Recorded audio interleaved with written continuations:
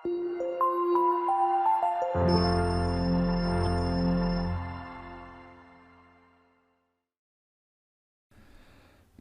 ಸ್ನೇಹಿತರೆ, ಅಮೋಘ ವರ್ಷ ಕೋಚಿಂಗ್ ಸೆಂಟರ್ ಯೂಟ್ಯೂಬ್ ಚಾನಲ್ಗೆ ನಿಮಗೆಲ್ಲ ಸ್ವಾಗತ. ಇವತ್ತಿನ ಪ್ರಮುಖವಾದಂತಹ ಕರೆಂಟ್ ಅಫೇರ್ಸ್ ಟಾಪಿಕ್ಗಳನ್ನು ಡಿಸ್ಕಸ್ ಮಾಡೋಣ. ಸೆಪ್ಟೆಂಬರ್ 6ನೇ ತಾರೀಕು ಅಥವಾ ಇವತ್ತಿನಿಂದ ಹೊಸ ಕಮರ್ಷಿಯಲ್ ಟ್ಯಾಕ್ಸ್ ಇನ್ಸ್ಪೆಕ್ಟರ್ ಮತ್ತು ಗ್ರೂಪ್ ಸಿ ಬ್ಯಾಚಸ್ಗಳನ್ನು ಪ್ರಾರಂಭ ಮಾಡಲಾಗ್ತಾ ಇದೆ. ಇಂಟ್ರೆಸ್ಟ್ ಇರುವಂತಹ ಅಭ್ಯರ್ಥಿಗಳು ವಿಜಯನಗರದಲ್ಲಿರುವಂತಹ ಬ್ರಾಂಚ್ಗೆ ಭೇಟಿ ನೀಡಿ ಅಡ್ಮಿಷನ್ ಮಾಡ್ಕೋಬಹುದು. ಅದೇ ರೀತಿಯಾಗಿ ಕಮೆಂಟ್ ಬಾಕ್ಸ್ನಲ್ಲಿ ಕಮೆಂಟ್ ಮಾಡಿದ್ರಿ, ಈ ಕಮರ್ಷಿಯಲ್ ಟ್ಯಾಕ್ಸ್ ಇನ್ಸ್ಪೆಕ್ಟರ್ಗೆ ಸಂಬಂಧಪಟ್ಟಂತೆ ಮಾಕ್ ಟೆಸ್ಟ್ಗಳನ್ನು ಕಂಡಕ್ಟ್ ಮಾಡಿರಿ ಅಂತ. ಈ ಮಾಕ್ ಟೆಸ್ಟ್ಗಳನ್ನು ಈ ಒಂದು ಕೋರ್ಸ್ನಲ್ಲಿ ಇನ್ಕ್ಲೂಡ್ ಮಾಡಲಾಗಿದ್ದು, ನಿಮ್ಮ ಇನ್ನೂ ಹೆಚ್ಚಿನ ಯಾವುದೇ ಕ್ವೆರೀಸ್ಗಳಿದ್ದರೆ ಈ ಕೆಳಗೆ ತಿಳಿಸಲಾದಂತಹ ಕಾಂಟ್ಯಾಕ್ಟ್ ನಂಬರನ್ನು ಸಂಪರ್ಕಿಸುವುದರ ಮೂಲಕ ನಿಮ್ಮ ಕ್ವೆರೀಸ್ಗಳನ್ನು ಕ್ಲಿಯರ್ ಮಾಡಿಕೊಂಡು ಅಡ್ಮಿಷನ್ ಮಾಡ್ಕೋಬಹುದಾಗಿದೆ. ಇನ್ನು ಇವತ್ತಿನ ಡಿಸ್ಕಷನನ್ನು ಪ್ರಾರಂಭ ಮಾಡೋಣ.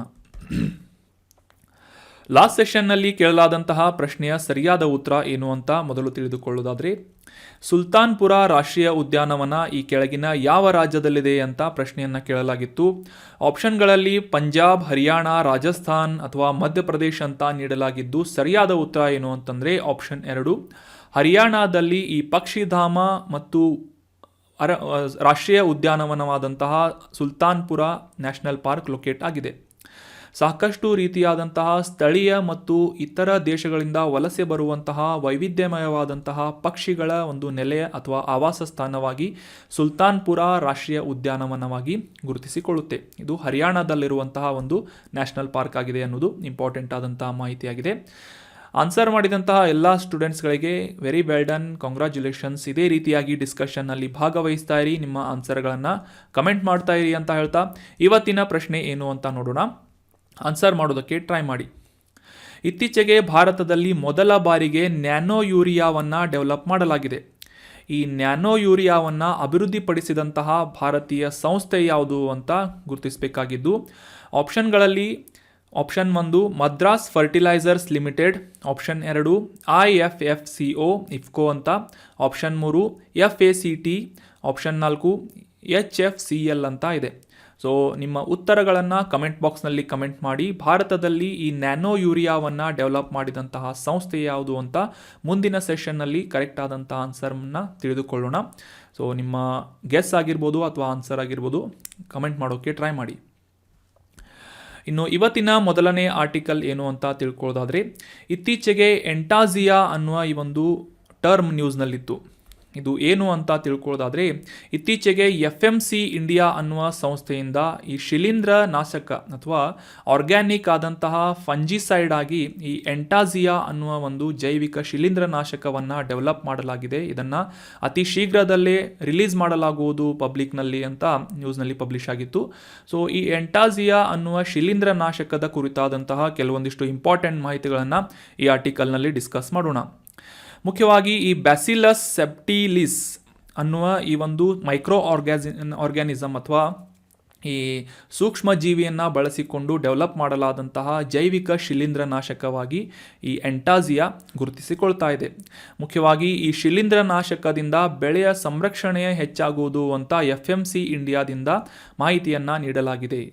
ಅದೇ ರೀತಿಯಾಗಿ ಈ ಶಿಲೀಂಧ್ರ ನಾಶಕ ಯಾವ ರೀತಿಯಾಗಿ ಕಾರ್ಯವನ್ನು ನಿರ್ವಹಿಸುತ್ತದೆ ಮತ್ತು ಎಲ್ಲಿ ಇದರ ಉಪಯೋಗ ಆಗುತ್ತೆ ಅಂತ ತಿಳ್ಕೊಳ್ಳೋದಾದರೆ, ಈ ಅಕ್ಕಿಗೆ ಅತ್ಯಂತ ಗಂಭೀರವಾದಂತಹ ರೋಗವಾಗಿ ಕಾಡುವಂತಹ ಬ್ಯಾಕ್ಟೀರಿಯಾದ ಎಲೆ ರೋಗ ಅಥವಾ ಈ ಬ್ಯಾಕ್ಟೀರಿಯಂ ಲೀಫ್ ಬ್ಲೈಟ್ ಅಂತ ಇದನ್ನು ಕರೆಯಲಾಗುತ್ತೆ. ಈ ಒಂದು ರೋಗದಿಂದ ಸಂರಕ್ಷಣೆ ಮಾಡುವಂತಹ ನಿಟ್ಟಿನಲ್ಲಿ ಬ್ಯಾಕ್ಟೀರಿಯಾ ಮತ್ತು ಶಿಲೀಂಧ್ರ ನಾಶಕವಾಗಿ ಈ ಎಂಟಾಜಿಯಾನ ಬಳಸಲಾಗುವುದು ಅಂತ ನ್ಯೂಸ್ನಲ್ಲಿ ಪಬ್ಲಿಷ್ ಆಗಿತ್ತು.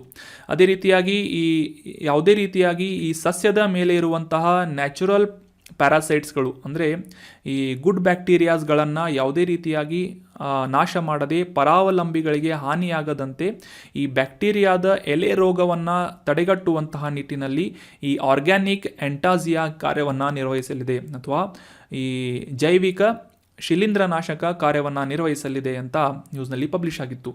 ಅದೇ ರೀತಿಯಾಗಿ ಈ ಒಂದು ಆರೋಗ್ಯಕರವಾದಂತಹ ಸಸ್ಯದ ಬೆಳವಣಿಗೆಗೆ ಸೂಕ್ಷ್ಮಜೀವಿಗಳನ್ನು ಪೋಷಿಸುವುದು ಅಷ್ಟೇ ಅಲ್ಲದೆ ಸಸ್ಯಗಳ ರೆಸಿಲಿಯನ್ಸನ್ನು ಅಥವಾ ಸ್ಥಿತಿಸ್ಥಾಪಕವನ್ನು ಹೆಚ್ಚಿಸುವಂತಹ ನಿಟ್ಟಿನಲ್ಲಿ ಒಟ್ಟಾರೆಯಾಗಿ ಉತ್ತಮ ಇಳುವರಿಯನ್ನು ಪಡೆದುಕೊಳ್ಳುವುದಕ್ಕೆ ಈ ಎಂಟಾಜಿಯಾ ಅನ್ನುವ ಶಿಲೀಂಧ್ರನಾಶಕ ಅನುಕೂಲ ಮಾಡಿಕೊಡಲಿದೆ ಅಂತ FMC ಅನ್ನುವ ಸಂಸ್ಥೆಯಿಂದ ಮಾಹಿತಿಯನ್ನು ಪಬ್ಲಿಷ್ ಮಾಡಲಾಗಿದೆ. ಅತಿ ಶೀಘ್ರದಲ್ಲಿ ಈ ಎಂಟಾಜಿಯಾ ಅನ್ನುವ ಜೈವಿಕ ಶಿಲೀಂಧ್ರನಾಶಕವನ್ನು ಬಿಡುಗಡೆ ಮಾಡುವುದಾಗಿ ಇತ್ತೀಚೆಗೆ ಘೋಷಣೆಯನ್ನು ಮಾಡಿದರು. ಸೊ ಅದಕ್ಕಾಗಿ ನಾವು ಈ ಒಂದು ಡೀಟೇಲನ್ನು ಅಂಡರ್ಸ್ಟ್ಯಾಂಡ್ ಮಾಡ್ಕೊಂಡ್ವಿ. ಇನ್ನು ಮುಂದಿನ ಆರ್ಟಿಕಲ್, ಇತ್ತೀಚೆಗೆ MS ಸ್ವಾಮಿನಾಥನ್ ಪ್ರಶಸ್ತಿಯನ್ನು ಡಾಕ್ಟರ್ PV ಸತ್ಯನಾರಾಯಣ್ ಮತ್ತು ಈ ಆಂಧ್ರ ಪ್ರದೇಶದ ರಾಗೋಲು ಅನ್ನುವ ಪ್ರದೇಶದಲ್ಲಿ ಅಥವಾ ಸ್ಥಳದಲ್ಲಿರುವಂತಹ ಕೃಷಿ ವಿದ್ಯಾಲಯದ ಪ್ರಿನ್ಸಿಪಲ್ ಆದಂತಹ NG ರಂಗಾ ಅವರಿಗೆ ಈ ಒಂದು ಪ್ರತಿಷ್ಠಿತ ಪ್ರಶಸ್ತಿಯನ್ನು ನೀಡಲಾಗಿದೆ ಅಂತ ನ್ಯೂಸ್ನಲ್ಲಿ ಪಬ್ಲಿಷ್ ಆಗಿತ್ತು. ಸೊ ಈ MS ಸ್ವಾಮಿನಾಥನ್ ಪ್ರಶಸ್ತಿಯ ಕುರಿತಾದಂತಹ ಕೆಲವೊಂದಿಷ್ಟು ಇಂಪಾರ್ಟೆಂಟ್ ಆದಂತಹ ಮಾಹಿತಿಗಳನ್ನು ಡಿಸ್ಕಸ್ ಮಾಡೋಣ.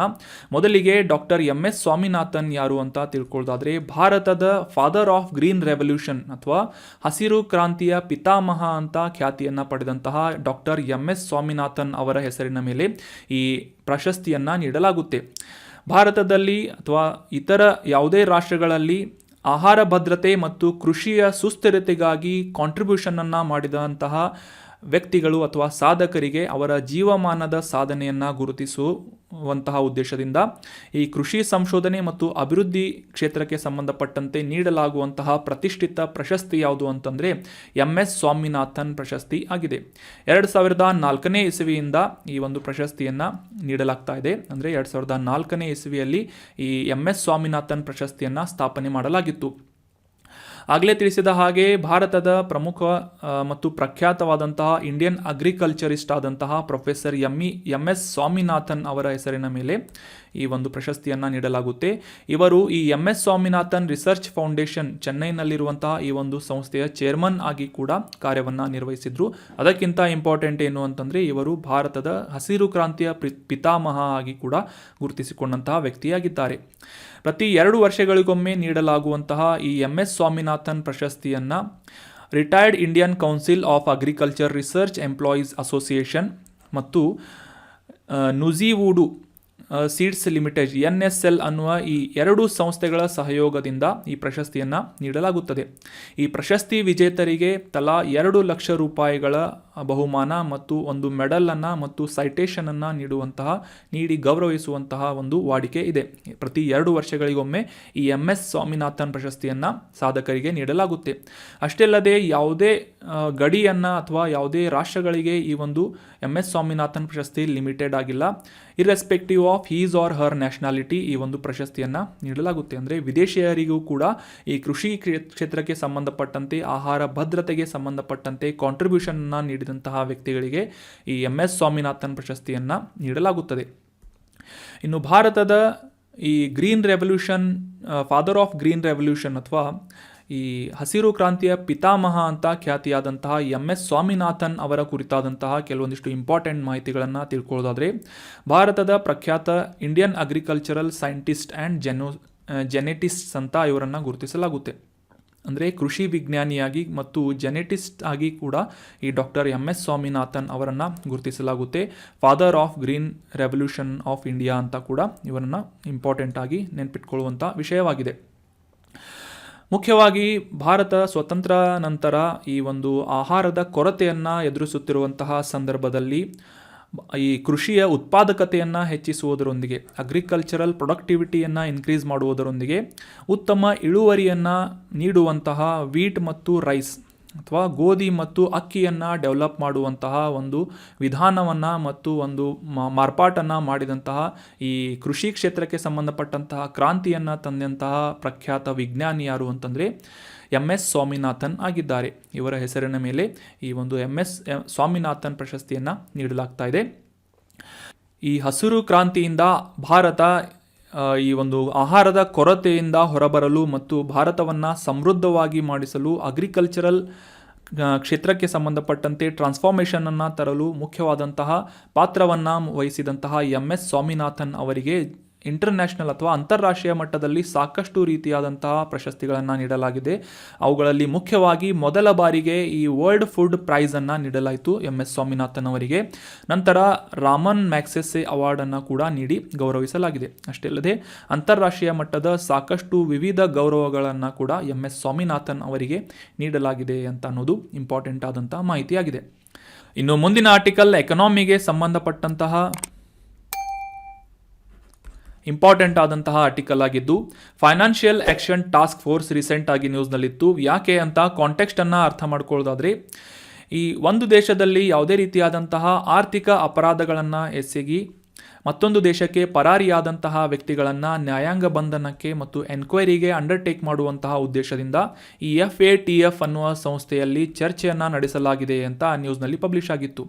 ಸೊ ಹೀಗಾಗಿ ಅಂತಾರಾಷ್ಟ್ರೀಯ ಮಟ್ಟದ ಈ ಮನಿ ಲಾಂಡ್ರಿಂಗ್ ಮತ್ತು ಟೆರರ್ ಫೈನಾನ್ಸಿಂಗ್ಗೆ ಸಂಬಂಧಪಟ್ಟಂತೆ ಅವುಗಳ ವಿರುದ್ಧ ಕಾವಲು ನಾಯಿಯಾಗಿ ಅಥವಾ ವಾಚ್ ಡಾಗ್ ಆಗಿ ಕೆಲಸ ಮಾಡುವಂತಹ ಫೈನಾನ್ಷಿಯಲ್ ಆಕ್ಷನ್ ಟಾಸ್ಕ್ ಫೋರ್ಸ್ ಬಗ್ಗೆ ಈ ಆರ್ಟಿಕಲ್ನಲ್ಲಿ ಡೀಟೇಲ್ ಆಗಿ ಡಿಸ್ಕಸ್ ಮಾಡೋಣ. ಆಗಲೇ ತಿಳಿಸಿದ ಹಾಗೆ ಅಂತಾರಾಷ್ಟ್ರೀಯ ಮಟ್ಟದಲ್ಲಿ ಈ ಮನಿ ಲಾಂಡ್ರಿಂಗ್ ಅಂತಂದರೆ ಬ್ಲ್ಯಾಕ್ ಮನಿಯನ್ನು ವೈಟ್ ಮನಿಯಾಗಿ ಕನ್ವರ್ಟ್ ಮಾಡುವಂತಹ ಒಂದು ಅಕ್ರಮ ಚಟುವಟಿಕೆಯನ್ನು ಮನಿ ಲಾಂಡ್ರಿಂಗ್ ಅಂತ ಕರೆಯಲಾಗುತ್ತೆ. ಭಾರತದಲ್ಲಿ ಹವಾಲಾ ಅಂತ ಕೂಡ ಇದನ್ನು ಗುರುತಿಸಲಾಗುತ್ತೆ ಈ ಒಂದು ಪ್ರಕ್ರಿಯೆಯನ್ನು. ಸೊ ಈ ಮನಿ ಲಾಂಡ್ರಿಂಗ್ ಮತ್ತು ಟೆರರ್ ಫೈನಾನ್ಸಿಂಗ್ ಅಥವಾ ಭಯೋತ್ಪಾದನೆಗೆ ಹಣಕಾಸನ್ನು ನೀಡುವಂತಹ ಪ್ರಕ್ರಿಯೆ ಅಥವಾ ಚಟುವಟಿಕೆಗಳನ್ನು ವಾಚ್ ಮಾಡುವಂತಹ, ಅಬ್ಸರ್ವ್ ಮಾಡುವಂತಹ ಮತ್ತು ಅವುಗಳನ್ನು ತಡೆ ಹಿಡಿಯುವಂತಹ ನಿಟ್ಟಿನಲ್ಲಿ ಕಾರ್ಯನಿರ್ವಹಿಸುವುದು ಮತ್ತು ಆ ಒಂದು ನಿಟ್ಟಿನಲ್ಲಿ ನೀತಿಗಳನ್ನು, ಪಾಲಿಸಿಗಳನ್ನು ರೂಪಿಸುವುದು ಮತ್ತು ಸ್ಟ್ಯಾಂಡರ್ಡ್ಸ್ಗಳನ್ನು, ಗ್ಲೋಬಲ್ ಮಾನದಂಡಗಳನ್ನು ಎಸ್ಟಾಬ್ಲಿಷ್ ಮಾಡುವಂತಹ ನಿಟ್ಟಿನಲ್ಲಿ ಈ FATF ಅಥವಾ ಫೈನಾನ್ಷಿಯಲ್ ಆಕ್ಷನ್ ಟಾಸ್ಕ್ ಫೋರ್ಸ್ ಕಾರ್ಯವನ್ನು ನಿರ್ವಹಿಸ್ತಾ ಇದೆ. ಸೊ ಸ್ಪೆಸಿಫಿಕ್ ಆಗಿ ಇದರ ಒಂದು ಹಿಸ್ಟ್ರಿಯನ್ನು ಅಂಡರ್ಸ್ಟ್ಯಾಂಡ್ ಮಾಡ್ಕೊಳ್ಳೋದಾದರೆ 1989ನೇ ಇಸವಿಯಲ್ಲಿ ಪ್ಯಾರಿಸ್ನಲ್ಲಿ G7 ಶೃಂಗಸಭೆ ನಡೆದಂತಹ ಸಂದರ್ಭದಲ್ಲಿ ಈ ಮನಿ ಲಾಂಡ್ರಿಂಗ್ಗೆ ಸಂಬಂಧಪಟ್ಟಂತೆ ಅವುಗಳ ವಿರುದ್ಧವಾಗಿ ನೀತಿಯನ್ನು ಅಭಿವೃದ್ಧಿಪಡಿಸುವಂತಹ ನಿಟ್ಟಿನಲ್ಲಿ ಈ ಫೈನಾನ್ಷಿಯಲ್ ಆಕ್ಷನ್ ಟಾಸ್ಕ್ ಫೋರ್ಸನ್ನು ಫ್ರಾನ್ಸ್ ದೇಶದ ಪ್ಯಾರಿಸ್ನಲ್ಲಿ ಸ್ಥಾಪನೆ ಮಾಡಲಾಗಿತ್ತು. 2001ರಲ್ಲಿ ಈ ಮನಿ ಲಾಂಡ್ರಿಂಗ್ ಜೊತೆಗೆ ಭಯೋತ್ಪಾದನೆ ಅಥವಾ ಈ ಟೆರರ್ ಫೈನಾನ್ಸಿಂಗ್ಗೆ ಸಂಬಂಧಪಟ್ಟಂತಹ ವಿಷಯಗಳನ್ನು ಕೂಡ ಇದರಲ್ಲಿ ಕನ್ಸಿಡರ್ ಮಾಡಲಾಗಿದೆ. ಸೊ ಹೀಗಾಗಿ ನೆನ್ಪಿಟ್ಕೊಳ್ಳಿ, ಫೈನಾನ್ಷಿಯಲ್ ಆಕ್ಷನ್ ಟಾಸ್ಕ್ ಫೋರ್ಸ್ ಇದೇನಿದೆ ಸಂಸ್ಥೆ ಮುಖ್ಯವಾಗಿ ಈ ಮನಿ ಲಾಂಡ್ರಿಂಗ್ ಮತ್ತು ಭಯೋತ್ಪಾದನೆಗೆ ಹಣಕಾಸನ್ನು ನೀಡುವಂತಹ ದೇಶಗಳಾಗಿರ್ಬೋದು, ವ್ಯಕ್ತಿಗಳಾಗಿರ್ಬೋದು, ಅವರನ್ನು ಅಬ್ಸರ್ವ್ ಮಾಡುವಂತಹ ನಿಟ್ಟಿನಲ್ಲಿ ಕಾರ್ಯನಿರ್ವಹಿಸುವಂತಹ ಒಂದು ಕಾವಲು ನಾಯಿ ಅಥವಾ ವಾಚ್ ಡಾಗ್ ಆಗಿ ಕಾರ್ಯವನ್ನು ನಿರ್ವಹಿಸ್ತಾ ಇದೆ.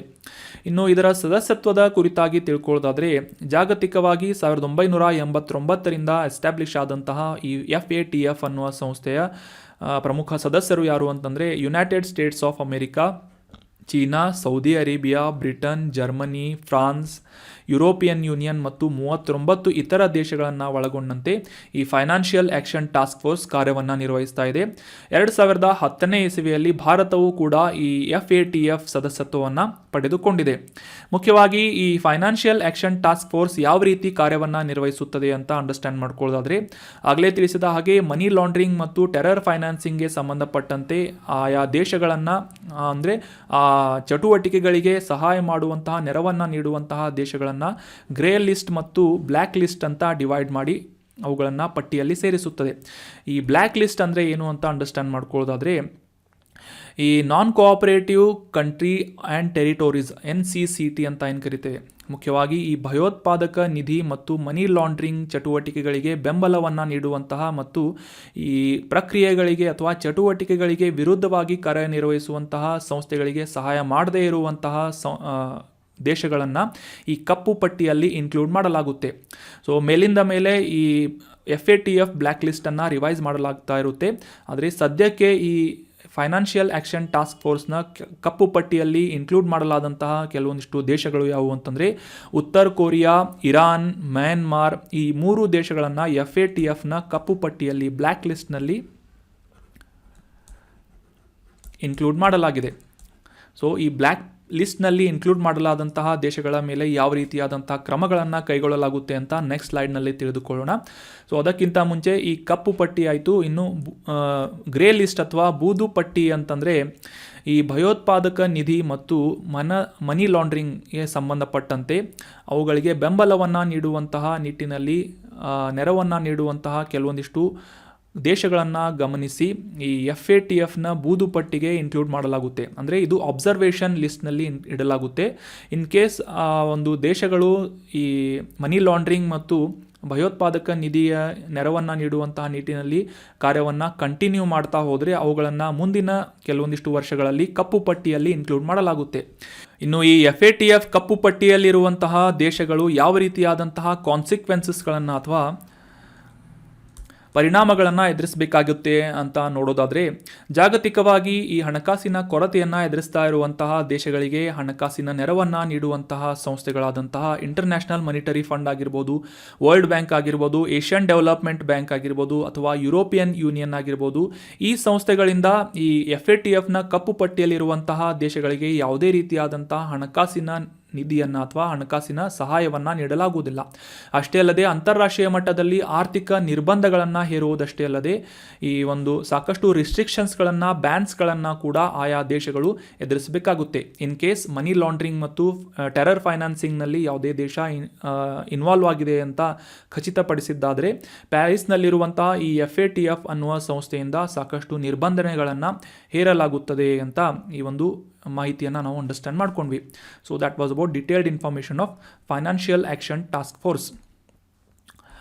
ಇನ್ನು ಮುಂದಿನ ಆರ್ಟಿಕಲ್ ಮ್ಯಾಪಿಂಗ್ ರಿಲೇಟ್ ಆದಂತಹ ಮಾಹಿತಿಯಾಗಿದ್ದು, ಗಬಾನ್ ದೇಶ ಇತ್ತೀಚೆಗೆ ನ್ಯೂಸ್ನಲ್ಲಿತ್ತು. ಮೊದಲಿಗೆ ಈ ಗಬಾನ್ ದೇಶ ನ್ಯೂಸ್ನಲ್ಲಿ ಯಾಕೆ ಇದೆ ಅಂತ ಕಾಂಟೆಕ್ಸ್ಟನ್ನು ಅರ್ಥ ಮಾಡ್ಕೊಳ್ಳೋದಾದರೆ, ಇತ್ತೀಚೆಗೆ ಈ ಒಂದು ಗಬಾನ್ ದೇಶದಲ್ಲಿ ರೀಎಲೆಕ್ಟ್ ಆದಂತಹ ಅಧ್ಯಕ್ಷರನ್ನು ಅಲ್ಲಿನ ಸೈನ್ಯದಿಂದ ಹೌಸ್ ಅರೆಸ್ಟ್ ಮಾಡಲಾಗಿದೆ, ಅಂದರೆ ಗೃಹ ಬಂಧನದಲ್ಲಿ ಇರಿಸಲಾಗಿದೆ ಅಂತ ನ್ಯೂಸ್ನಲ್ಲಿ ಪಬ್ಲಿಷ್ ಆಗಿತ್ತು. ಅದೇ ರೀತಿಯಾಗಿ ಈ ಒಂದು ಆಡಳಿತವನ್ನು ಸಂಪೂರ್ಣವಾಗಿ ತನ್ನ ಹಿಡಿತದಲ್ಲಿ ತೆಗೆದುಕೊಂಡಿರುವಂತಹ ಗಬಾನ್ ದೇಶದ ಸೈನಿಕರು ಅಲ್ಲಿನ ರೀಎಲೆಕ್ಟ್ ಆದಂತಹ ಮರುಚುನಾಯಿತರಾದಂತಹ ಅಧ್ಯಕ್ಷರನ್ನು ಗೃಹ ಬಂಧನದಲ್ಲಿ ಇರಿಸಿದ್ದಾರೆ ಅಂತ ಗಬಾನ್ ದೇಶ ನ್ಯೂಸ್ನಲ್ಲಿತ್ತು. ಇದಕ್ಕೆ ಸಂಬಂಧಪಟ್ಟಂತಹ ಮ್ಯಾಪಿಂಗ್ ರಿಲೇಟ್ ಆದಂತಹ ಕೆಲವೊಂದಿಷ್ಟು ಪ್ರಮುಖ ಮಾಹಿತಿಗಳನ್ನು ಈ ಆರ್ಟಿಕಲ್ನಲ್ಲಿ ಡಿಸ್ಕಸ್ ಮಾಡೋಣ. ಜಾಗ್ರಫಿಕಲ್ಲಿ ಇದರ ಲೊಕೇಶನನ್ನು ಅಂಡರ್ಸ್ಟ್ಯಾಂಡ್ ಮಾಡ್ಕೊಳ್ಳೋದಾದರೆ, ಈ ಜಾಗತಿಕ ಸಮಭಾಜಕ ವೃತ್ತದ ಅಡಿಯಲ್ಲಿ ಬರುವಂತಹ ಈ ಗಬಾನ್ ದೇಶ ವೆಸ್ಟ್ ಸೆಂಟ್ರಲ್ ಆಫ್ರಿಕಾ ಅಥವಾ ಪಶ್ಚಿಮ ಮಧ್ಯ ಆಫ್ರಿಕಾ ಖಂಡದಲ್ಲಿ ಲೊಕೇಟ್ ಆದಂತಹ ಒಂದು ಪ್ರಮುಖವಾದಂತಹ ದೇಶವಾಗಿ ಗುರುತಿಸಿಕೊಳ್ಳುತ್ತದೆ. ಅದೇ ರೀತಿಯಾಗಿ ಈ ಅಟ್ಲಾಂಟಿಕ್ ಮಹಾಸಾಗರದ ಕರಾವಳಿ ಅಥವಾ ಈ ಕೋಸ್ಟಲ್ ಲೈನನ್ನು ಕೂಡ ಈ ಗಬಾನ್ ದೇಶ ಶೇರ್ ಮಾಡುತ್ತದೆ. 1960ರವರೆಗೆ ಫ್ರೆಂಚ್ ದೇಶದ ವಸಾಹತು ಆಗಿ ಉಳಿದಂತಹ ಈ ಗಬಾನ್ ದೇಶ 1960 ಆಗಸ್ಟ್ 17ರಿಂದ ಈ ಫ್ರೆಂಚ್ ದೇಶದ ಕಾಲನಿಯಿಂದ ಹೊರಬಂದು ಸಂಪೂರ್ಣವಾಗಿ ಸ್ವತಂತ್ರವನ್ನು ಪಡೆದುಕೊಳ್ಳುತ್ತದೆ. ಪ್ರೆಸಿಡೆನ್ಷಿಯಲ್ ರಿಪಬ್ಲಿಕ್ ಆಗಿ ಅಂತಂದರೆ ಈ ದೇಶದಲ್ಲಿ, ಗಬಾನ್ ದೇಶದಲ್ಲಿ ಜನರಿಂದ ಚುನಾಯಿತರಾದಂತಹ ಅಧ್ಯಕ್ಷರೇನಿರ್ತಾರೆ ಅವರು ಹೆಡ್ ಆಫ್ ದ ಸ್ಟೇಟ್ ಮತ್ತು ಹೆಡ್ ಆಫ್ ದ ಗೌರ್ಮೆಂಟ್ ಆಗಿ ಕಾರ್ಯವನ್ನು ನಿರ್ವಹಿಸ್ತಾರೆ. ಅಂದರೆ ಫಾರ್ ಎಕ್ಸಾಂಪಲ್ ಈ ಯುನೈಟೆಡ್ ಸ್ಟೇಟ್ಸ್ನಲ್ಲಿ ಯಾವ ರೀತಿಯಾಗಿ ಅಧ್ಯಕ್ಷರು ಈ ಹೆಡ್ ಆಫ್ ದ ಸ್ಟೇಟ್ ಆಗಿರ್ತಾರೆ, ಅದೇ ರೀತಿಯಾಗಿ ಗಬಾನ್ ದೇಶದಲ್ಲೂ ಕೂಡ ಹೆಡ್ ಆಫ್ ದ ಸ್ಟೇಟ್ ಯಾರಿರ್ತಾರೆ ಅಂತಂದರೆ ಅಲ್ಲಿನ ಅಧ್ಯಕ್ಷರಾಗಿರ್ತಾರೆ. ಆದರೆ ರೀಸೆಂಟಾಗಿ ಈ ಮರುಚುನಾಯಿತರಾದಂಥ ಅಧ್ಯಕ್ಷರನ್ನು ಗೃಹ ಬಂಧನದಲ್ಲಿರಿಸಿ ಅಲ್ಲಿನ ಆಡಳಿತದ ಚುಕ್ಕಾಣಿಯನ್ನು ಸೈನ್ಯದಿಂದ ಪಡೆದುಕೊಳ್ಳಲಾಗಿದೆ ಅಂತ ನಾವು ಕಾಂಟೆಕ್ಸ್ನಲ್ಲಿ ಓದಿದ್ವಿ. ಅದೇ ರೀತಿಯಾಗಿ ಗಬಾನ್ ದೇಶದ ರಾಜಧಾನಿ ಹೆಸರು ಲಿಬ್ರೆವಿಲ್ಲೆ ಅಂತ. ಇಲ್ಲಿ ಪ್ರಮುಖವಾಗಿ ಮಾತನಾಡುವಂತಹ ಭಾಷೆಗಳು ಅಧಿಕೃತವಾಗಿ ಅಂದರೆ ಆಫಿಷಿಯಲ್ ಲ್ಯಾಂಗ್ವೇಜ್ ಆಗಿ ಫ್ರೆಂಚ್ ಭಾಷೆಯನ್ನು ಮತ್ತು ಬಂತು ಅನ್ನುವ ಭಾಷೆಯನ್ನು ಜನರಿಂದ ಇಲ್ಲಿ ಹೆಚ್ಚಾಗಿ ಮಾತನಾಡಲಾಗುತ್ತದೆ. ಇನ್ನು ಇಲ್ಲಿ ಬಳಸಲಾಗುವಂತಹ ಪ್ರಮುಖ ಕರೆನ್ಸಿ ಯಾವುದು ಅಂತ ಅಂಡರ್ಸ್ಟ್ಯಾಂಡ್ ಮಾಡ್ಕೊಳ್ಳೋದಾದರೆ, ಆಫ್ರಿಕಾ ಖಂಡದ 5 ಪ್ರಮುಖ ರಾಷ್ಟ್ರಗಳಲ್ಲಿ ಬಳಸಲಾಗುವಂತಹ ಸೆಂಟ್ರಲ್ ಆಫ್ರಿಕನ್ ಫ್ರ್ಯಾಂಕನ್ನು ಅಥವಾ XAF ಅನ್ನುವ ಕರೆನ್ಸಿಯನ್ನು ಗಬಾನ್ ದೇಶದಲ್ಲಿ ಬಳಸಲಾಗುತ್ತದೆ. ಈ ಗಬಾನ್ ದೇಶದ ಹವಾಗುಣದ ಬಗ್ಗೆ ತಿಳ್ಕೊಳ್ಳೋದಾದರೆ, ಇಕ್ವಟೋರಿಯಲ್ ಕ್ಲೈಮೇಟ್ ಅಥವಾ ಸಮಭಾಜಕ ವೃತ್ತದ ಹವಾಗುಣವನ್ನು ಈ ಗಬಾನ್ ದೇಶ ಹೊಂದಿದ್ದು ಹೆಚ್ಚಿನ ಉಷ್ಣಾಂಶತೆ ಮತ್ತು ಹೈ ಟೆಂಪರೇಚರ್ ಮತ್ತು ಹೈ ಹ್ಯುಮಿಡಿಟಿಯನ್ನು ಎದುರಿಸುವಂತಹ ಅಥವಾ ಅನುಭವಿಸುವಂತಹ ದೇಶ ಗಬಾನ್ ದೇಶ ಆಗಿದೆ. ಈ ಇಮೇಜ್ನಲ್ಲಿ ನೋಡ್ಬೋದು ನಾವು. ಈ ಅಟ್ಲಾಂಟಿಕ್ ಮಹಾಸಾಗರದೊಂದಿಗೆ ಕರಾವಳಿಯನ್ನು ಶೇರ್ ಮಾಡುವಂತಹ ದೇಶ ಗಬಾನ್ ದೇಶ ಆಗಿದ್ದು, ಇದರ ಗಡಿಯನ್ನು ಹಂಚಿಕೊಳ್ಳುವಂತಹ ಇತರ ರಾಷ್ಟ್ರಗಳು ಯಾವುವು ಅಂತಂದರೆ ಇಕ್ವೆಟೋರಿಯಲ್ ಗಿನಿಯಾ, ಕ್ಯಾಮರೋನ್ ಮತ್ತು ರಿಪಬ್ಲಿಕ್ ಆಫ್ ಕಾಂಗೋ. ಈ 3 ರಾಷ್ಟ್ರಗಳು ಗಬಾನ್ ದೇಶದ ಗಡಿಯನ್ನು ಹಂಚಿಕೊಳ್ಳುವಂತಹ ಪ್ರಮುಖ ರಾಷ್ಟ್ರಗಳಾಗಿದ್ದು, ಆಫ್ರಿಕಾದ ಮಧ್ಯ ಪಶ್ಚಿಮ ಭಾಗದಲ್ಲಿ ಗಬಾನ್ ದೇಶ ಲೊಕೇಟ್ ಆಗಿದೆ. ಅದೇ ರೀತಿಯಾಗಿ ಅಟ್ಲಾಂಟಿಕ್ ಮಹಾಸಾಗರದೊಂದಿಗೂ ಕೂಡ ಕರಾವಳಿಯನ್ನು ಗಬಾನ್ ದೇಶ ಹಂಚಿಕೊಳ್ಳುತ್ತೆ. ಇನ್ನು ಇಲ್ಲಿ ಹರಿಯುವಂತಹ ಪ್ರಮುಖ ಮತ್ತು ಅತಿ ದೊಡ್ಡದಾದಂತಹ ನದಿ ಯಾವುದು ಅಂತಂದರೆ ಊಗುವೆ ಅನ್ನುವ ನದಿ ಆಗಿದೆ. ಈ ಒಂದು ಇಮೇಜ್ನಲ್ಲಿ ನೋಡ್ಬೋದು. ರಿಪಬ್ಲಿಕ್ ಆಫ್ ಕಾಂಗೋದಿಂದ ಹರಿದು ಮುಂದೆ ಗಬಾನ್ ದೇಶದಲ್ಲಿ ಸಂಪೂರ್ಣವಾಗಿ ಟ್ರಾವೆಲ್ ಮಾಡಿ ಮುಂದೆ ಅಟ್ಲಾಂಟಿಕ್ ಮಹಾಸಾಗರವನ್ನು ಸೇರಿಕೊಳ್ಳುವಂತಹ ಗಬಾನ್ ದೇಶದ ಪ್ರಮುಖ ನದಿ ಊಗ್ವೆ ಅಂತ ನಾವು ಅಂಡರ್ಸ್ಟ್ಯಾಂಡ್ ಮಾಡ್ಕೋಬೋದು. So that was all about today's articles. ಈಗ ಡಿಸ್ಕಸ್ ಮಾಡಲಾದಂತಹ ಆರ್ಟಿಕಲ್ಸ್ಗಳನ್ನ ಈ ಒಂದು ಪ್ರಶ್ನೋತ್ತರ ರೂಪದಲ್ಲಿ ರಿವೈಸ್ ಮಾಡಲಿಕ್ಕೆ ಟ್ರೈ ಮಾಡೋಣ. ಮೊದಲನೇ ಪ್ರಶ್ನೆ ಏನು ಅಂತಂದರೆ, ಭಾರತದಲ್ಲಿ ಹಸಿರು ಕ್ರಾಂತಿಯ ಪಿತಾಮಹ ಅಂತ ಯಾರನ್ನ ಕರೆಯಲಾಗುತ್ತೆ ಅಂತ ಪ್ರಶ್ನೆ ಇದ್ದು, option 1 PC Mahalanobis, option 2 Subroto Mukherjee, option 3 MS Swaminathan ಮತ್ತು ಆಪ್ಷನ್ 4 ವರ್ಗೀಸ್ ಕುರಿಯನ್ ಅಂತ ಇದೆ. ಸರಿಯಾದ ಉತ್ತರ ಏನು ಅಂತಂದರೆ, ಆಲ್ರೆಡಿ ನಾವು ಡಿಸ್ಕಸ್ ಮಾಡಿದ ಹಾಗೆ MS ಸ್ವಾಮಿನಾಥನ್ ಅವರನ್ನು ಹಸಿರು ಕ್ರಾಂತಿಯ ಪಿತಾಮಹ ಅಂತ ಕರೆಯಲಾಗುತ್ತೆ ಅಂತ ಈ ಆರ್ಟಿಕಲ್ನಲ್ಲಿ ಡೀಟೇಲ್ ಆಗಿ ಡಿಸ್ಕಸ್ ಮಾಡಿದ್ವಿ. ಯಾವ ರೀತಿಯಾಗಿ ಇತ್ತೀಚೆಗೆ ಡಾಕ್ಟರ್ PV ಸತ್ಯನಾರಾಯಣ್ ಮತ್ತು ಈ ಆಚಾರ್ಯ NG ರಂಗಾ ಅವರಿಗೆ MS ಸ್ವಾಮಿನಾಥನ್ ಪ್ರಶಸ್ತಿಯನ್ನು ನೀಡಿ ಗೌರವಿಸಲಾಗ್ತಾ ಇದೆ ಅಂತ ಅಂಡರ್ಸ್ಟ್ಯಾಂಡ್ ಮಾಡ್ಕೊಂಡ್ವಿ. ಅದೇ ಒಂದು ಸಂದರ್ಭದಲ್ಲಿ MS ಸ್ವಾಮಿನಾಥನ್ ಅವರ ಕುರಿತಾದಂತಹ ಕೆಲವೊಂದಿಷ್ಟು ಪ್ರಮುಖ ಮಾಹಿತಿಗಳನ್ನು ಕೂಡ ಈ ಆರ್ಟಿಕಲ್ನಲ್ಲಿ ಡಿಸ್ಕಸ್ ಮಾಡಿದ್ವಿ. ಸೊ ಸರಿಯಾದ ಉತ್ತರ MS ಸ್ವಾಮಿನಾಥನ್ ಆಗಿದೆ. ಇನ್ನು ಮುಂದಿನ ಪ್ರಶ್ನೆ ಏನು ಅಂತ ನೋಡೋದಾದರೆ, ಫೈನಾನ್ಷಿಯಲ್ ಆ್ಯಕ್ಷನ್ ಟಾಸ್ಕ್ ಫೋರ್ಸ್ ಕುರಿತು ಈ ಕೆಳಗಿನ ಯಾವ ಹೇಳಿಕೆ ಸರಿಯಾಗಿದೆ ಅಂತ ಗುರುತಿಸಬೇಕಾಗಿದ್ದು, ಸರಿಯಾದಂಥ ಸ್ಟೇಟ್ಮೆಂಟನ್ನು ಗುರುತಿಸಬೇಕಾಗಿದೆ. 1989ನೇ ಇಸವಿಯಲ್ಲಿ ಈ FATF ಅನ್ನು ಸ್ಥಾಪನೆ ಮಾಡಲಾಯಿತು ಅಂತ ಒಂದನೇ ಆಪ್ಷನ್ ಇದೆ. ಎರಡನೇ ಆಪ್ಷನ್, ಇದು ಮನಿ ಲಾಂಡ್ರಿಂಗ್ ಮತ್ತು ಭಯೋತ್ಪಾದಕ ಹಣಕಾಸು ವಿರುದ್ಧ ಕಾವಲು ನಾಯಿಯಾಗಿದೆ ಅಂತ ಇದೆ. ಆಪ್ಷನ್ 3, ಭಾರತವು FATFನ ಸದಸ್ಯ ರಾಷ್ಟ್ರ ಆಗಿದೆ ಅಂತ ಇದೆ. ಆಪ್ಷನ್ 4, ಮೇಲಿನ ಎಲ್ಲವೂ ಅಂತ ಇದೆ. ಸೊ ಸರಿಯಾದ ಉತ್ತರ ಏನು ಅಂತಂದರೆ ಆಪ್ಷನ್ 4, ಮೇಲಿನ ಎಲ್ಲ ಸ್ಟೇಟ್ಮೆಂಟ್ಗಳು ಕರೆಕ್ಟ್ ಆಗಿವೆ. Option 4 is right answer. ಯಾಕಂತಂದರೆ ಈ ಫೈನಾನ್ಷಿಯಲ್ ಆ್ಯಕ್ಷನ್ ಟಾಸ್ಕ್ ಫೋರ್ಸ್ ಅನ್ನುವ ಸಂಸ್ಥೆಯನ್ನು 1989ರಲ್ಲಿ ಸ್ಥಾಪನೆ ಮಾಡಲಾಯಿತು ಅಂತ ಅಂಡರ್ಸ್ಟ್ಯಾಂಡ್ ಮಾಡ್ಕೊಂಡ್ವಿ. ಇದು ಮುಖ್ಯವಾಗಿ ಜಾಗತಿಕವಾಗಿ ಮನಿ ಲಾಂಡ್ರಿಂಗ್ ಮತ್ತು ಭಯೋತ್ಪಾದನಾ ಹಣಕಾಸನ್ನು ನೀಡುವಂತಹ ದೇಶಗಳನ್ನು ಅಬ್ಸರ್ವ್ ಮಾಡುವಂತಹ ವಾಚ್ ಡಾಗ್ ಆಗಿ ಕಾರ್ಯವನ್ನು ನಿರ್ವಹಿಸುತ್ತದೆ ಮತ್ತು ಇದರ ಪ್ರಧಾನ ಕಚೇರಿ ಇರುವುದು ಫ್ರಾನ್ಸ್ ದೇಶದ ಪ್ಯಾರಿಸ್ನಲ್ಲಿ ಅಂತ ಕೂಡ ಅಂಡರ್ಸ್ಟ್ಯಾಂಡ್ ಮಾಡ್ಕೊಂಡ್ವಿ. ಸೊ ಸರಿಯಾದ ಉತ್ತರ ಮೇಲಿನ ಎಲ್ಲ ಸ್ಟೇಟ್ಮೆಂಟ್ಗಳು ಕೂಡ ಕರೆಕ್ಟ್ ಆಗಿವೆ. ಮುಂದಿನ ಪ್ರಶ್ನೆ, ಎಂಟಾಜಿಯಾ ಅನ್ನುವ ಈ ಪದ ಟರ್ಮ್ ನ್ಯೂಸ್ನಲ್ಲಿತ್ತು ರೀಸೆಂಟಾಗಿ ಅಂತ ಇದೆ. ಈ ಕೆಳಗಿನ ಯಾವ ಹೇಳಿಕೆ ಈ ಎಂಟಾಜಿಯಾ ಬಗ್ಗೆ ಕರೆಕ್ಟ್ ಆಗಿದೆ ಅಂತ ಗುರುತಿಸಬೇಕಾಗಿದೆ. ಆಪ್ಷನ್ 1, ಈ ಎಂಟಾಜಿಯಾ ಭಾರತದಲ್ಲಿ ಅಭಿವೃದ್ಧಿಪಡಿಸಲಾದಂತಹ ಕಾಲರಾ ವಿರುದ್ಧದ ಲಸಿಕೆಯಾಗಿದೆ, ವ್ಯಾಕ್ಸಿನೇಷನ್ ಅಗೇನ್ಸ್ಟ್ ಕಾಲರಾ ಅಂತ ಇದೆ. ಆಪ್ಷನ್ 2, ಇದು ತ್ಯಾಜ್ಯ ವಸ್ತುಗಳಿಂದ ಅಭಿವೃದ್ಧಿಪಡಿಸಲಾದಂತಹ ಮೈಕ್ರೋ ಪ್ರೊಸೆಸರ್ ಚಿಪ್ ಆಗಿದೆ ಅಂತ ಇದೆ. ಅಂದರೆ ವೇಸ್ಟ್ನಿಂದ ಮೈಕ್ರೋ ಪ್ರೊಸೆಸರ್ ಚಿಪ್ಪನ್ನು ಈ ಎಂಟಾಜಿಯಾ ಅಂತ ಡೆವಲಪ್ ಮಾಡಲಾಗಿದೆ ಅಂತ ಇದೆ. ಆಪ್ಷನ್ 3, ಇದು ಕೃಷಿಯಲ್ಲಿ ಬಳಸುವಂತಹ ಶಿಲೀಂಧ್ರ ನಾಶಕವಾಗಿದೆ ಅಂತ ಇದೆ. ಆಪ್ಷನ್ 4, ಮೇಲಿನ ಯಾವುದೂ ಅಲ್ಲ ಅಂತ ಇದೆ. ಸೊ ಈ 3 ಸ್ಟೇಟ್ಮೆಂಟ್ಗಳಲ್ಲಿ ಎಂಟಾಜಿಯಾ ಅಂದರೆ ಏನು ಅಂತ ಗುರುತಿಸಬೇಕಾಗಿದ್ದು, ಸರಿಯಾದ ಆನ್ಸರ್ ಏನು ಅಂತಂದರೆ ಆಪ್ಷನ್ 3, ಇದು ಕೃಷಿಯಲ್ಲಿ ಬಳಸಲಾಗುವಂತಹ ಶಿಲೀಂಧ್ರ ನಾಶಕವಾಗಿದೆ ಅನ್ನೋದು ಸರಿಯಾದಂಥ ಆನ್ಸರ್ ಆಗಿದೆ. ಇತ್ತೀಚೆಗೆ ನಾವು ಡಿಸ್ಕಸ್ ಮಾಡಿದ್ವಿ FMC ಇಂಡಿಯಾ ಅನ್ನುವ ಸಂಸ್ಥೆಯಿಂದ ಎಂಟಾಜಿಯಾ ಅನ್ನುವ ಈ ಒಂದು ಜೈವಿಕ ಅಥವಾ ಆರ್ಗ್ಯಾನಿಕ್ ಶಿಲೀಂಧ್ರ ನಾಶಕವನ್ನು ಡೆವಲಪ್ ಮಾಡಲಾಗಿದೆ ಅಂತ ನ್ಯೂಸ್ನಲ್ಲಿ ಪಬ್ಲಿಷ್ ಆಗಿತ್ತು ಅಂತ. ಅದೇ ರೀತಿಯಾಗಿ ಬ್ಯಾಸಿಲಸ್ ಸಬ್ಟಿಲಿಸ್ ಅನ್ನುವ ಒಂದು ಮೈಕ್ರೋ ಆರ್ಗ್ಯಾನಿಸಮ್ನ ಸಹಾಯದಿಂದ ಈ ಎಂಟಾಜಿಯಾ ಅನ್ನುವ ಶಿಲೀಂಧ್ರ ನಾಶಕವನ್ನು ಡೆವಲಪ್ ಮಾಡಲಾಗಿದೆ. ಯಾವ ರೀತಿಯಾಗಿ ಈ ಅಕ್ಕಿಯ ಅತ್ಯಂತ ಗಂಭೀರ ಕಾಯಿಲೆಯಾದಂತಹ ಈ ಲೀಫ್ ಬ್ಲೈಟ್ ಅನ್ನುವ ರೋಗವನ್ನು ನಿಯಂತ್ರಿಸುವಂಥ ನಿಟ್ಟಿನಲ್ಲಿ ಎಂಟಾಜಿಯಾ ಕಾರ್ಯವನ್ನು ನಿರ್ವಹಿಸಲಿದೆ ಅಂತ ನಾವು ಅಂಡರ್ಸ್ಟ್ಯಾಂಡ್ ಮಾಡ್ಕೊಂಡ್ವಿ. ಸೊ ಸರಿಯಾದಂಥ ಆನ್ಸರ್ ಏನು ಅಂತಂದರೆ ಇದು ಶಿಲೀಂಧ್ರ ನಾಶಕ ಅಥವಾ ಫಂಜಿಸೈಡ್ ಆಗಿ ಗುರುತಿಸಿಕೊಳ್ಳುತ್ತದೆ. Option 3 is right answer. ಇನ್ನು ಮುಂದಿನ ಪ್ರಶ್ನೆ ಏನು ಅಂತ ನೋಡೋದಾದರೆ, ಗಬಾನ್ ದೇಶದ ಬಗ್ಗೆ ಈ ಕೆಳಗಿನ ಯಾವ ಹೇಳಿಕೆ ತಪ್ಪಾಗಿದೆ ಅಂತ ಗುರುತಿಸಬೇಕಾಗಿದೆ. Which of the below statement is false about Gabon country ಅಂತ ಇದ್ದು, ಆಪ್ಷನ್ಗಳಲ್ಲಿ ಇದು ತನ್ನ ಕರಾವಳಿಯನ್ನು ಅರಬ್ಬಿ ಸಮುದ್ರದೊಂದಿಗೆ ಹಂಚಿಕೊಳ್ಳುತ್ತದೆ ಅಂತ ಇದೆ. ಆಪ್ಷನ್ 2, ಇದು ಆಫ್ರಿಕಾದ ಖಂಡದಲ್ಲಿರುವಂತಹ ಒಂದು ದೇಶವಾಗಿದೆ ಅಂತ ಇದೆ. ಆಪ್ಷನ್ 3, ಸಮಭಾಜಕ ರೇಖೆಯು ಈ ಗಬಾನ್ ದೇಶದ ಮೂಲಕ ಹಾದು ಹೋಗುತ್ತದೆ ಅಂತ ಇದೆ. ಆಪ್ಷನ್ 4, ಇದು 1960ರವರೆಗೆ ಫ್ರೆಂಚ್ ವಸಾಹತು ಆಗಿತ್ತು ಅಂತ ಇದೆ. ಸೊ ಸರಿಯಾದ ಉತ್ತರ ಏನು ಅಂತಂದರೆ ಯಾವುದು ತಪ್ಪಾದಂತಹ ಸ್ಟೇಟ್ಮೆಂಟ್ ಅಂತ ಗುರುತಿಸಬೇಕಾಗಿದ್ದರಿಂದ ಆಪ್ಷನ್ 1 ಈಸ್ ರೈಟ್ ಆನ್ಸರ್. ಉಳಿದಂತೆ ಈ 3 ಸ್ಟೇಟ್ಮೆಂಟ್ಗಳು ಕೂಡ ಗಬಾನ್ ದೇಶದ ಬಗ್ಗೆ ಸರಿಯಾದಂಥ ಆನ್ಸರ್ ಆಗಿದೆ. ಅರೇಬಿಯನ್ ಸಮುದ್ರದೊಂದಿಗೆ ಈ ಗಬಾನ್ ದೇಶ ತನ್ನ ಗಡಿಯನ್ನು ಹಂಚಿಕೊಳ್ಳುವುದಿಲ್ಲ. ಈ ಇಮೇಜ್ನಲ್ಲಿ ಕ್ಲಿಯರ್ ಆಗಿ ನೋಡ್ಬೋದು.